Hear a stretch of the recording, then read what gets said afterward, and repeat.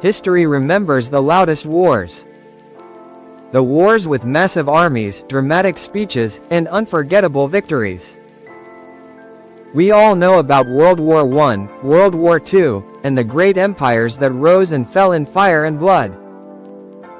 But hidden behind these famous conflicts lies a forgotten chapter, the war nobody talks about.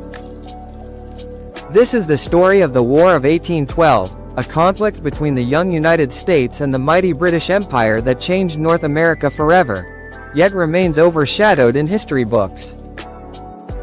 In the early 19th century, the world was already burning. Europe was consumed by the Napoleonic Wars, where Napoleon Bonaparte was challenging Britain's dominance. The British Navy ruled the seas, stopping ships and seizing goods. American ships were not spared. British forces practiced impressment, capturing American sailors and forcing them to serve in the Royal Navy. For the United States, this was not just an insult, it was a violation of sovereignty. At the same time, tensions were rising on the American frontier. Many Americans believed Britain was supporting native resistance against U.S. expansion. Leaders like Tecumseh, the Shawnee chief, were forming confederations to resist American settlement.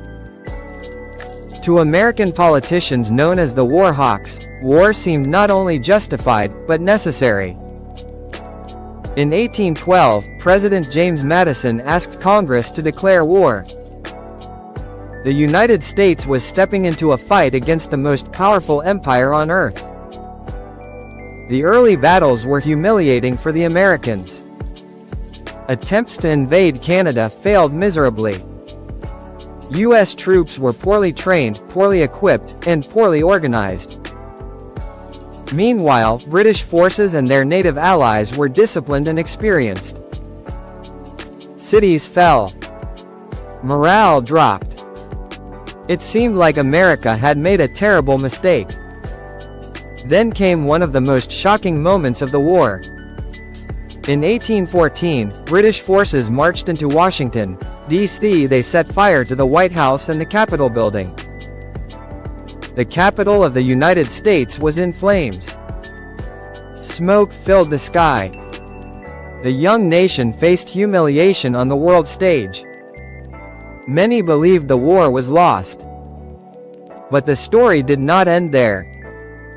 While Washington burned, American forces achieved unexpected victories elsewhere. At Fort McHenry in Baltimore, American troops defended against a massive British naval assault. Through the night, bombs exploded over the fort, yet the American flag still stood at dawn. Inspired by this sight, Francis Scott Key wrote a poem that would later become the U.S. national anthem, the Star-Spangled Banner. The war had begun to shape American identity.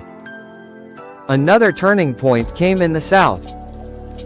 In January 1815, after peace negotiations had technically ended the war, a massive battle took place in New Orleans. American forces led by General Andrew Jackson achieved a stunning victory against seasoned British troops. The Battle of New Orleans made Jackson a national hero and boosted American pride. Ironically, the battle occurred after the Treaty of Ghent had already been signed in Europe, officially ending the war. News simply had not traveled fast enough across the Atlantic. So what did the war accomplish? On paper, very little change. No major territories were permanently gained or lost. The Treaty of Ghent restored borders to how they were before the war. But beneath the surface, everything had changed. The War of 1812 strengthened American nationalism. It weakened native resistance in the Northwest Territory. It convinced Britain to stop interfering with American trade. And it proved that the United States could survive a war against a global superpower. In Britain, the war was barely remembered, overshadowed by the defeat of Napoleon at Waterloo. In Europe, it was a side conflict. But in North America, it shaped the future of three nations, the United States, Britain's Canadian colonies, and Native American tribes. For Canada, resisting American invasion became a source of national pride. For Native nations, the war marked the beginning of devastating losses of land and influence. The War of 1812 is called by some historians the Second War of Independence because it confirmed America's place as a truly independent nation. Yet it rarely receives the attention given to larger global wars. There were no massive European battlefields, no world-changing treaties redrawing continents. Instead, it was a messy, regional conflict fought in forests, lakes, and small towns.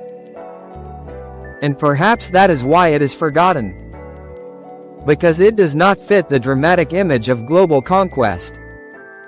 It was not about empire expansion across continents. It was about identity, pride, and survival. It was about a young nation standing up to the world's greatest empire.